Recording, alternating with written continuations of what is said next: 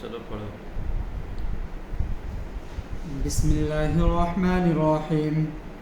الحمد لله رب العالمين والصلاة والسلام على سيد الأنبياء والمرسلين وعلى آله وصحبه أجمعين. أما بعد فإن أصدق الحديث كتاب الله وأحسن الهدي هدي محمد صلى الله عليه وسلم وخير الأمور عوازمها وشر الأمور محدثاتها وكل محدثة بدعة وكل بدعة ضلالة وكل ضلالة في النار. وبالسند المتصل منا إلى الشيخ الإمام العلامة أبي عيسى محمد بن عيسى بن صورة الترمذي رحمه الله تعالى عنه. اللهم انفعنا بعلومهم وعلومكم أجمعين آمين يا رب العالمين. أنه قال حدثنا قتيبة وابن سعيد قال حدثنا عبد الواحد بن زياد عن عاصم بن كليب قال حدثني أبي أنه سمع أبا هريرة يقول قال رسول الله صلى الله عليه وسلم من رآني في المنام فقد رآني فإن الشيطان لا يتمثلني. قال أبي فتحدث به ابن عباس فقلت قد رأيته فذكرت الحسن بن علي فقلت شبهته به فقال ابن عباس أنه كان يشبهه. وبه قال حدثنا محمد بن بشار قال حدثنا ابن أبي عدي ومحمد بن جعفر قال حدثنا عوف بن أبي جميلة أن يزيد الفارسي وكان يكتب المصاحف قال رأيت النبي صلى الله عليه وسلم في المنام زمن ابن عباس فقلت لابن عباس إني رأيت رسول الله صلى الله عليه وسلم في النوم فقال ابن عباس إن رسول الله صلى الله عليه وسلم كان يقول. سبق میں بیان کیا تھا خواب کے سلسلے میں ہر خواب محتاج تعبیر ہوا کرتا ہے. خواب کی 3 قسمیں ہیں. ایک خواب رؤے صالحہ ہے، صادقہ ہے، جو اللہ کی طرف سے ہوتا ہے اور فرشتوں کے واسطے سے اللہ تعالیٰ بشارت دیتے ہیں. دوسرا خواب شیطانی خواب ہوتا ہے جو رنج اور تکلیف پہنچانے کے لیے شیاطین جو ہے انسانوں کو دکھایا کرتے ہیں. اور تیسرا خواب ہے جو انسان دن بھر کے خیالات میں جو اپنے ذہنوں میں لاتا ہے اور وہ خیالات ذہن میں مرکوز ہو جاتے ہیں، تو وہ خیالات کی بنیاد پر خواب میں بھی وہی خواب وہی چیزیں تصویر کی شکل میں متشکل ہو کر کے خواب میں نظر آتی ہیں وہ چیزیں. یہ 3 قسمیں ہیں. کبھی کبھی خواب برا ہوتا ہے لیکن اس کی تعبیر اچھی ہوتی ہے. میں نے اس سے پہلے سبق میں بیان کیا تھا کہ خواب سب کے سامنے بیان نہیں کرنا چاہیے. خواب حدیث پاک میں آتا ہے کہ یا تو حبیب کے پاس بیان کرو یا تو لبیب کے پاس بیان کرو. حبیب جو تم سے محبت کرنے والا ہو، تمہارے تئیں اس کے دل میں بغض یا حسد یا کینہ نہ ہو، تمہارے تئیں وہ منفی سوچ رکھنے والا نہ ہو. اس لیے کہ حدیث میں آتا ہے کہ رویا خواب لٹکی ہوئی رہتی ہے. جیسی اس کی تعبیر بتائی جائے اس کے اعتبار سے اس کا ظہور ہوتا ہے. تو اگر غلط تعبیر بتا دیا تو پریشانی ہو جائے گی، لیکن اگر تمہارے تئیں منفی سوچ، غلط سوچ رکھنے والا نہیں ہے تو اچھی تعبیر بتائے گا. یا تو خاموش رہے گا یا عقل مند کے پاس بیان کرو. عقل مند جو ہے، بیوقوف آدمی کچھ بھی خواب بتا سکتا ہے. تو بسا اوقات خواب بہت برا ہوتا ہے لیکن دیکھنے والے کے اعتبار سے اس کی تعبیر ہوتی ہے. لیکن ایک خواب ایسا ہے جس کی کوئی تعبیر کی ضرورت نہیں ہے، یعنی اس کے بارے میں یہ کہنا کہ یہ سچا یا جھوٹا یہ ہو نہیں سکتا ہے. وہ خواب ہے جناب رسول اللہ صلی اللہ علیہ وسلم کو اگر کسی نے خواب میں دیکھا ہے تو اللہ کے نبی ہی کو اس نے دیکھا ہے. من رآنی فی المنام فقد رآنی فی الیقظہ. جس نے مجھے خواب میں دیکھا تو ایسا دیکھا گویا کہ اس نے مجھے خواب میں دیکھا. فإن الشیطان لا يتمثل بی، اس لیے کہ شیطان میری شکل نہیں بنا سکتا. صرف نبی علیہ السلام ہی نہیں بلکہ تمام انبیاء علیہ السلام اور فرشتوں کی کوئی شکل شیطان بنا نہیں سکتا. اب اگر کوئی نبی علیہ السلام کو خواب میں دیکھتا ہے لیکن ان صفات کے ساتھ نہیں دیکھتا ہے جو صفات اور حلیہ مبارکہ کو خواب میں بیان کیا گیا ہے، بلکہ اس کے علاوہ اگر خواب میں دیکھتا ہے تو بھی نبی علیہ السلام ہی کو اس نے دیکھا ہے، لیکن دیکھنے والے کے احوال اور حالات میں اس کا فرق پڑتا ہے. دیکھنے والے کے حالات اور احوال کے اعتبار سے اس کا فرق پڑے گا اور اسی اعتبار سے اس کی خواب اور تعبیر نظر آئے گی. بات سمجھنا. مثال کے طور پہ نبی علیہ الصلوۃ والسلام کو کسی نے دیکھا کہ حضور کی داڑھی مبارک مثال کٹی ہوئی ہے، حالانکہ کس اللحیہ نبی علیہ الصلوۃ والسلام ہے، اس کا مطلب یہ ہوا کہ وہ سنت کا پابند ہے. اللہ کے نبی کو مسکراتا ہوا دیکھ رہا ہے، اس کا مطلب ہے کہ سنت کا مکمل طور پر پابند. کو اللہ کے نبی صلی اللہ علیہ وسلم کو دیکھا غصے کے حالت میں دیکھا، اس کا مطلب ہوا کہ وہ سنت کو کوئی پابند نہیں، کچھ چھوٹ رہا ہے جس کی ناراضگی کو نبی علیہ الصلوۃ والسلام ظاہر فرما رہے ہیں. لیکن خواب میں اگر کسی نے دیکھا ہے، یا تو بتانے والا کوئی ہے کہ اللہ کے نبی صلی اللہ علیہ وسلم ہے، یا دل میں اس کے آ رہا ہے بار بار کہ نبی علیہ الصلوۃ والسلام ہے. ہر صورت میں من رآنی فی المنام، جس نے مجھے خواب میں دیکھا، فقد رآنی، اس نے مجھے ہی دیکھا، فإن الشیطان لا یتمثل بی، شیطان میری شکل نہیں بنا سکتا. یہ ان مومنین اور ان صحابہ کے علاوہ تابعین، تابعین اور قیامت تک آنے والوں کے لیے اللہ تعالیٰ نے یہ مومنوں کو محروم نہیں کیا. صحابہ اپنے زندگی میں نبی علیہ الصلوۃ والسلام کی زیارت سے شرف یاب ہوئے اور وہ صحابیت سے سرفراز ہو گئے. تو ہمارے دلوں میں بھی تمنا پیدا ہوتی ہے، ہر مومن کے دل میں تمنا پیدا ہوتی ہے کہ نبی علیہ الصلوۃ والسلام کی زیارت ہو جائے. اس کی شکل بتا دی کہ خواب میں دیکھو، اور خواب اگر سنت کے پابند ہو جاؤ گے، متبع سنت ہو جاؤ گے، مکمل طور پہ اللہ اور اس کے رسول صلی اللہ علیہ وسلم کے فرمودات اور احکامات پہ عمل کر لو گے. اور امام ترمذی علیہ الرحمہ نے آخری جو باب لایا ہے رؤیت باری کو بتانے کے لیے کہ احادیث کو اگر تم نے پڑھا اور مکمل طور پہ اس پر عمل کیا تو تمہیں سب سے بڑی دولت نصیب ہو جائے گی، وہ ہے رؤیت باری، وہ ہے نبی علیہ الصلوۃ والسلام کی زیارت نصیب ہوگی. بس ہمارے ایک یزید الفارسی ہیں، یہ قرآن پاک کے نسخہ لکھا کرتے تھے. وہ نبی علیہ الصلوۃ والسلام کو انہوں نے خواب میں دیکھا حضرت عبداللہ ابن عباس کے زمانے میں. تو کہتے ہیں کہ میں نے عبداللہ ابن عباس سے کہا کہ میں نے نبی علیہ الصلوۃ والسلام کو خواب میں دیکھا. تو انہوں نے پوچھا کہ مجھے آپ بتاؤ آپ نے کس حلیے کے ساتھ دیکھا، جو دیکھا تھا مجھے آپ بیان کیجئے.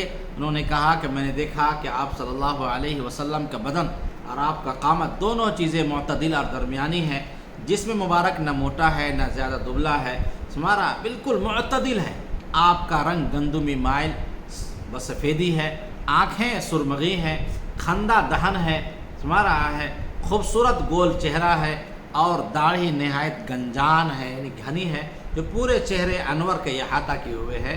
تمہارا اور سینے کا ابتدائی حصے تک یہ ہے داڑھی آئی ہوئی ہے. ابن عباس رضی اللہ تعالیٰ عنہ نے فرمایا کہ راوی اس کے بعد کہتے ہیں کہ مجھے یاد نہیں ہے کہ اس کے علاوہ اور انہوں نے کیا حالات بیان فرمائے تھے. تو عبداللہ ابن عباس رضی اللہ تعالیٰ عنہ نے فرمایا کہ اگر تم نبی علیہ الصلوۃ والسلام کو عالم حیات میں دیکھتے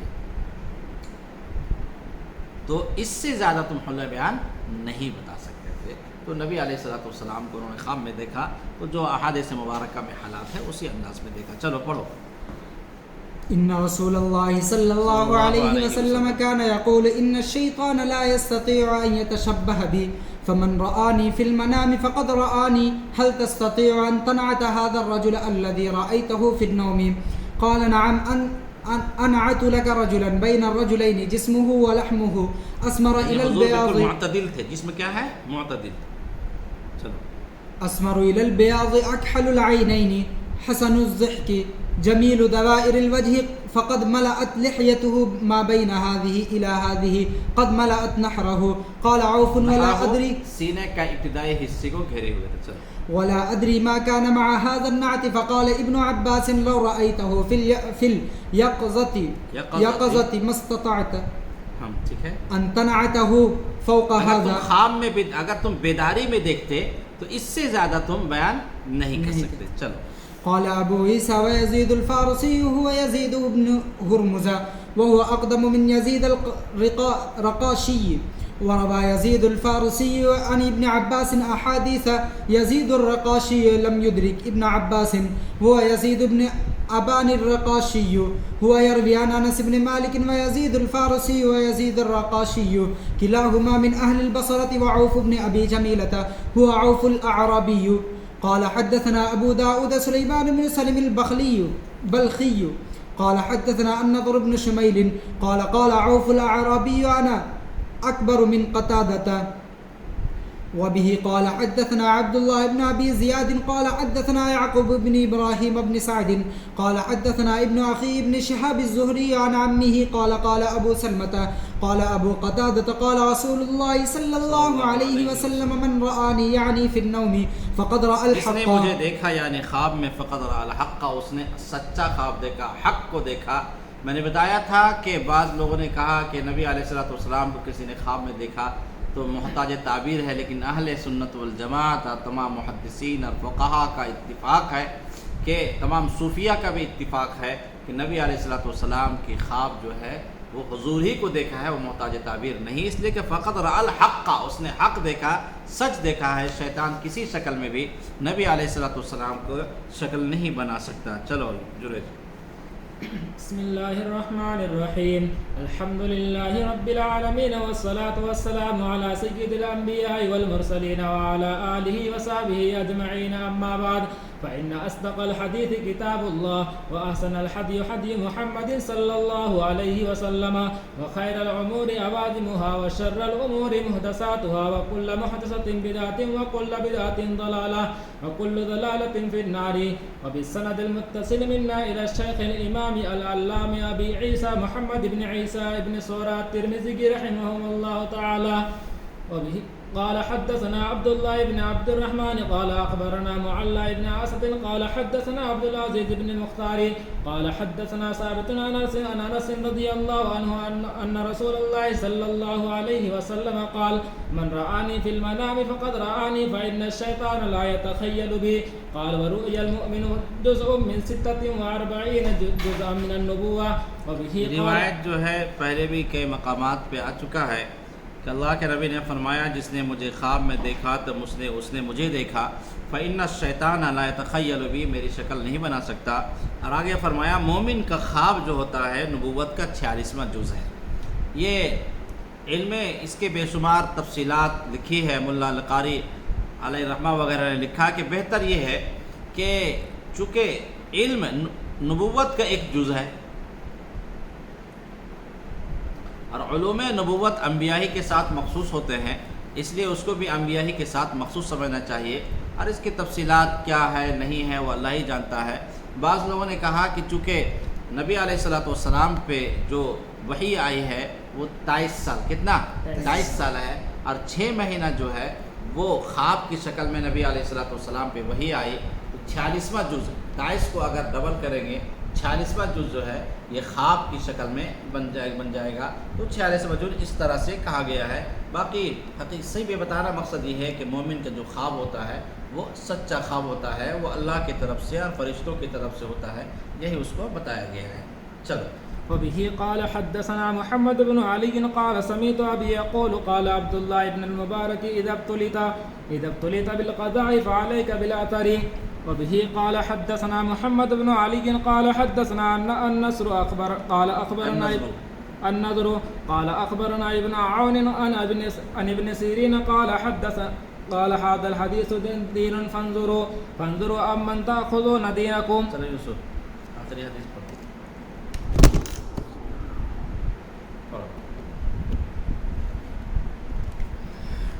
وبه قال حدثنا محمد بن علي قال حدثنا النضر قال أخبرنا ابن عون عن ابن سيرين قال هذا الحديث دين فانظروا عمن تأخذون دينكم.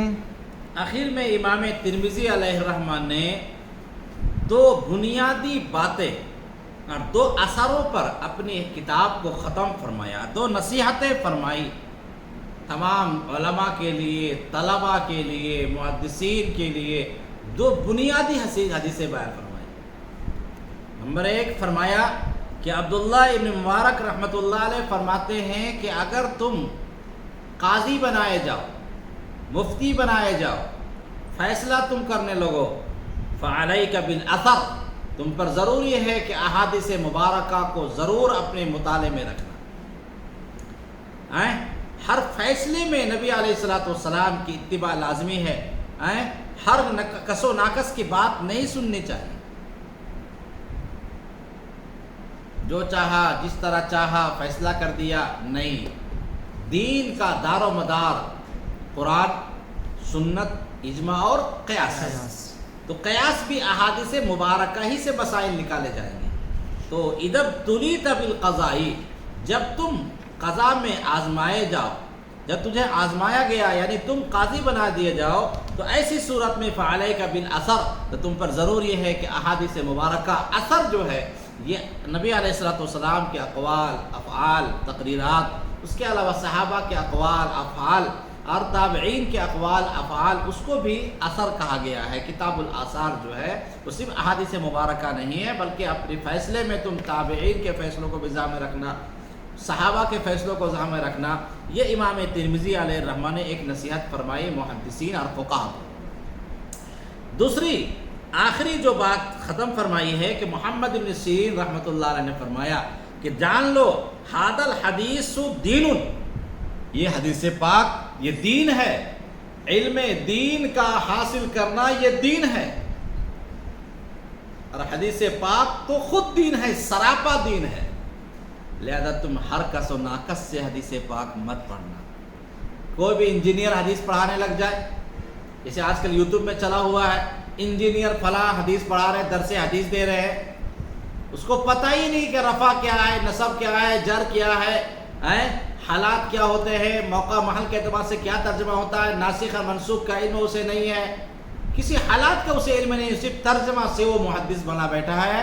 امام محمد بن سیرین فرماتے ہیں ھذا الحدیث دین، یہ حدیث پاک دین ہے.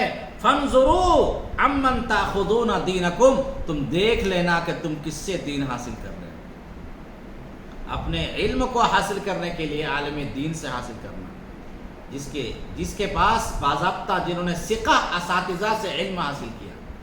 آج لوگ کہتے ہیں کہ مطالعے سے بھی عالم بن جاتا ہے انسان، جس کے پاس بھی مطالعہ کا علم ہے وہ عالم بن جائے گا. اگر مطالعے سے علم اگر عالم بن جائے گا تو محدثین نے باضابطہ فضل العلماء اس کا باب باندھا ہے. تو ہر کس و ناقص کو تو کچھ نہ کچھ اس کا علم تھا. صحابہ کرام میں سب کو عالم نہیں کہا گیا، فقہاء صحابہ الگ تھے، علماء الگ تھے، ہر صحابی کو معتد بہ علم تھا. دین کا جتنے دین میں جتنے مسائل کی ضرورت ہے تمام صحابہ کرام اس کے واقف تھے. اس کے باوجود تمام صحابہ کرام کو عالم نہیں کہا گیا. جن لوگوں نے عبداللہ ابن عباس رضی اللہ تعالی عنہ باضابطہ، وہ چونکہ وہ بچے تھے تو صحابہ کرام کے گھروں میں جا کر کے خود فرماتے ہیں کہ میں قیلولہ کے وقت میں، دوپہر وقت میں بیٹھا رہتا تھا تاکہ وہ نماز پڑھنے نکلیں گے، اس کے بعد علم حاصل کریں گے. ثقہ اساتذہ سے، ثقہ علماء سے جنہوں نے علم حاصل کیا ہے اسے ہی عالم کہا جائے گا. ہر کس و ناقص کو جو بھی آدمی چاہے، جس طرح چاہے، 2-4 کتابوں کو مطالعہ کر لیا، انگریزی کو جان لیا. زبان کو جاننا بہت آسان ہے. اگر ہم نے عربی جان لیا، ہم نے اگر کسی طرح سے انگریزی کو جان لیا، اس زمانے میں کتابیں آئی ہوئی ہے. ایک بات، بنیادی بات جو ذہن میں رکھنا، مفتی شفیع رحمۃ اللہ علیہ نے لکھا ہے، یہ نقطہ نقل فرمایا ہے کہ قرآن پاک اللہ تعالیٰ نے نازل فرمایا. صرف کتاب کو اللہ نے نہیں بھیجا. اللہ چاہتا تو کتاب بھیجتا، کہا جاؤ اس کو پڑھو اور سمجھو. والذی بعث فی الامیین رسولا منہم یتلو علیہم آیاتہ ویزکیہم ویعلمہم الکتاب والحکمہ، کہ اللہ نے کتاب بھیجا، ساتھ میں کتاب کا پڑھانے والا، سمجھانے والا، تشریح کرنے والا. وانزلنا علیک الذکر لتبین للناس ما نزل الیہم، ہم نے قرآن پاک کو نازل کیا تاکہ ہم ان کے سامنے وضاحت کر دیں. ہر آدمی کتاب کو سمجھ کر کے، قرآن کو سمجھ کر کے، حدیث کو سمجھ کر کے خود سمجھنا چاہے گا تو قرآن پاک کو اللہ دنیا میں بھیج دیتے، تورات کو اللہ بھیج دیتے، انجیل کو اللہ بھیج دیتے، زبور کو اللہ بھیج دیتے. کسی نبی کو بھیجنے کی ضرورت کیا ہے کہ لو زبان عرب والے تو زبان دانی میں ان کو فخر ہے، عرب اپنے آپ کو فصیح، عرب کے معنی ہی ہے فصاحت و بلاغت سے بولنے والا، عجم کے معنی ہے گونگا، اپنے آپ کو علاوہ کو عجم کہا کرتے ہیں. قرآن پاک صرف نازل نہیں کیا گیا بلکہ معلم بھی بنا کر بھیجا گیا کہ بغیر استاد کے کتاب کو سمجھ نہیں پاؤ گے. استاد ہونا ضروری ہے. فضل العلماء کا باب باندھا گیا، علماء کی فضیلتیں باندھی گئی ہے. اگر صرف معتد بھی علم کا ہونا کافی ہوتا اور ثقہ اساتذہ سے سیکھنا کافی نہ ہوتا تو عالم اور غیر عالم فرق کیا ہوتا ہے؟ ہر آدمی اگر عالم بن جائے، اتنا تو علم بہت سارے لوگوں کے پاس ہے، 80% لوگوں کے پاس وہ بہشتی زیور اگر کو مطالعہ کر لیا ہے تو دین کا معتد بھی علم اس کو حاصل ہو جائے گا. کیا بہشتی زیور پڑھنے والے کو بھی ہم عالم کہہ دیں گے؟ تعلیم الاسلام پڑھ لیا جائے، تعلیم اسلام میں مفتی کفایت اللہ رحمۃ اللہ علیہ نے دین کے جتنے مسائل ہیں، تاریخ الاسلام اگر پڑھ لیتا ہے محمد میاں رحمۃ اللہ علیہ کی تو تاریخ کی باتیں بنیادی باتیں معلوم ہو جائے گی۔ اتنا تو مکتب میں پڑھایا جاتا ہے، تو کیا ان کو بھی عالم کہا جائے گا؟ تو جو فضیلتیں آئی ہے کہ عالم کی مثال عالم کی فضیلت عابد پر ایسی ہے کہ فضلی اعلی ادناکم، جو ابن ماجہ میں روایتیں آئی ہے، ان فضیلتوں میں کیا ہر آدمی، پھر تو ہر آدمی عالم ہو گیا۔ تو ما بہ الامتیاز کیا ہے؟ اگر نفس علم کا ہونا ما بہ الامتیاز ہے، پھر تو عالم ہر آدمی عالم ہو جائے گا۔ معلوم ہوا کہ عالم کے لیے ضروری ہے ثقہ اساتذہ سے، اس زمانے کے جو ثقہ اساتذہ ہے جنہوں نے، یہی وجہ آپ سمجھیے کہ محدثین نے سندوں کو معیار بنایا، ہم سے لے کر کے جناب رسول اللہ تک۔ جو میں نے ترمذی آپ کو پڑھائی ہے، ترمذی شریف ہے، میں نے مفتی سعید صاحب رحمۃ اللہ علیہ سے ترمذی شریف میں نے پڑھی، اور شمائل ترمذی میں نے پڑھا ہے مولانا عبد الخالق صاحب مدراسی دامت برکاتہم سے۔ تو یہاں سے لے کر کے سندیں سب موجود ہیں جب نبی علیہ الصلوۃ والسلام تک۔ جب سندیں موجود ہیں، معلوم ہوا کہ سندوں کو معیار کیوں بنایا گیا؟ اسی لیے بنایا گیا تاکہ عالم اور غیر عالم کا فرق ہو جائے۔ ہمارے پاس اگر سرٹیفکیٹ نہیں ہے، دنیا کا کوئی آدمی اس کو ماہر نہیں کہتا ہے۔ اگر میرے پاس بہت معلومات ہے، ایک شخص ہے جو باضابطہ وہ جہاز اڑا لیتا ہے، بہت شاندار، لیکن اس کے پاس سرٹیفکیٹ نہیں ہے، دنیا کا کوئی آدمی اس کو نہیں کہے گا کہ تم جہاز تم چلانے نوکری تمہارے مل جائے گی۔ ایک بہت بڑا انجینئر ہے مثال کے طور پہ، اس کے پاس سرٹیفکیٹ موجود نہیں ہے، کسی کمپنی میں اس کی نوکری نہیں ہو سکتی ہے کہ اس کے پاس سند موجود نہیں ہے۔ تو سندوں کا ہونا، سرٹیفکیٹ کا ہونا، علماء سے علم کا حاصل کرنا، یہی عالم کو ضروری ہے۔ تو امام محمد بن سیرین رحمۃ اللہ علیہ نے فرمایا ھذا الحدیث دین، یہ حدیث پاک دین ہے۔ فانظروا عمن تاخذون دینکم، تم دیکھو تم اپنے دین کس سے حاصل کر رہے ہو۔ معلوم ہوا کہ اساتذہ کا انہوں نے خود اشارہ فرمایا کہ ایک تو یہ ہے کہ تم اپنے سے علم حاصل نہ کرو، بلکہ ضروری ہے کہ تم اساتذہ سے حاصل کرو۔ اور اساتذہ میں تمہارا معیار کیا ہونا چاہیے؟ ثقہ ہونے چاہیے، متبع سنت ہونے چاہیے، کسی زاغ اور گمراہ فرقے کا نہیں ہونا چاہیے۔ کالج کا پڑھا ہوا اگر کوئی انجینئر ہے اور وہ جا کر کے اگر وہ حدیث پاک پڑھائے گا، اس کے پاس سند موجود نہیں ہے۔ ہم خود کہتے ہیں کہ تصوف کی سندیں موجود ہیں، بیت اسی لیے کہ آتا ہے کہ میرے شیخ فلاں تھے، میرے شیخ فلاں تھے، میرے شیخ فلاں تھے۔ بغیر کسی شیخ سے ان کو خلافت نہیں ملتی ہے، بغیر کسی بیت شیخ سے بیت ہوئے کسی کو خلافت نہیں ملتی ہے۔ وہ آدمی کہنے لگے میں نے آپ کو بیت کر لیا، دنیا اس کو قبول نہیں کرتی، ان کے پاس سند موجود نہیں ہے۔ جو بیت کے سلسلے میں جو صرف رہنمائی کرنا ہے، وہاں جب کسی سلسلے میں ضروری ہے سند کا ہونا ضروری ہے، تو علم دین تو دین ہے، اس میں ضروری ہے سندوں کا ہونا۔ لہذا یہ کہنا کہ عالم ہونے کے لیے صرف معتد بھی علم کا ہونا ضروری ہے، چاہے انہوں نے کسی ثقہ سے حاصل کیا ہو یا نہ کیا ہو، صرف مطالعہ کر کے حاصل ہوا۔ اس طرح سے بے شمار لوگ ہیں جو اپنے آپ کو، بے شمار لوگ آج دنیا میں ملیں گے جو اچھا خاصا مطالعہ دین کے حوالے سے رکھتے ہیں، لیکن دنیا اس کو عالم نہیں کہتی ہے، اور کوئی بھی نہیں کہتا عقل مند کہ آپ جو ہے علماء کے صف میں داخل ہیں۔ معلوم ہوا کہ عالم اور غیر عالم میں ما بہ الامتیاز، وہ ایک چیز ہے، ایک ثقہ اساتذہ سے انہوں نے علم کو حاصل کیا ہو۔ یہ محمد بن سیرین رحمۃ اللہ علیہ نے کی ہے بات کو امام ترمذی علیہ الرحمہ نے اس کو نقل فرما کر کے بتایا، اور کہ دین کے علم حاصل کرنے میں ہما شما سے علم حاصل نہیں کرنا چاہیے۔ اب دوسرا یہ ہے کہ ہر فیصلے میں، ہر بات میں ہمیں چاہیے کہ ہم احادیث مبارکہ کو پیش نظر رکھیں، اور ساتھ میں یہ بتایا کہ اتنی حدیث پاک پر عمل کرو، سنت پر عمل کرو کہ زیارت نصیب ہو جائے۔ اگر کسی کو زیارت نصیب ہو گئی، اس سے بڑا نصیبہ والا اور قسمت والا کوئی نہیں ہے۔ ارے بات سمجھ میں آئی؟ یہ عن ابن سیرین قال ھذا الحدیث دین فانظروا عمن تاخذون دینکم، دیکھ لو کہ علم تم کس سے حاصل کر رہے ہو، دین تم کس سے حاصل کر رہے ہو۔ اسی سے ابھی بحث چھڑی ہوئی ہے عالم اور غیر عالم، اسی لیے میں نے یہ بات آ گئی کہ میں نے بتایا کہ عالم اور غیر عالم میں فرق ہونا چاہیے، نہیں فرق ہونا چاہیے؟ سمجھنے کی چیز ہے. عالم اور غیر میں فرق ہونا چاہیے. ایک آدمی مطالعہ کر کے عالم بن گیا تو اسے بھی عالم کہا جائے گا. دنیا عالم آدمی کہتی ہے اس کو. مطالعہ کر کے اگر وہ ڈاکٹر بن گیا تو اس کو دنیا ڈاکٹر ماننے کے لیے تیار نہیں. مطالعہ کر کے اگر وہ حکیم بن گیا تو دنیا اس کو حکیم ماننے کے لیے تیار نہیں. جب دنیاوی چیزوں میں ہم کسی چیز کے لیے اساتذہ کی ضرورت ہم تلاش کرتے ہیں وہاں پر، تو علم دین کے لیے ثقہ اساتذہ کا ہونا ضروری ہے. اس کے بغیر اس کو عالم نہیں کہا جائے گا. بات سمجھ میں آ گئی؟ لہذا صرف معتد بھی علم کا یا بنیادی باتوں کا جاننے والا، کچھ احادیث کو یاد رکھنے والا، جماعت کے بے شمار احباب ہیں، وہ تو ایسے بہت سارے ان کو احادیث مبارکہ ان کو یاد ہے، کیا ان کو کہا جائے گا کہ وہ عالم دین ہے؟ کہا جائے گا ان کو؟ نہیں کہا جائے گا. ٹھیک ہے. اللہ تعالی ہم سب کو احادیث مبارکہ پر عمل کرنے کی توفیق عطا فرمائے.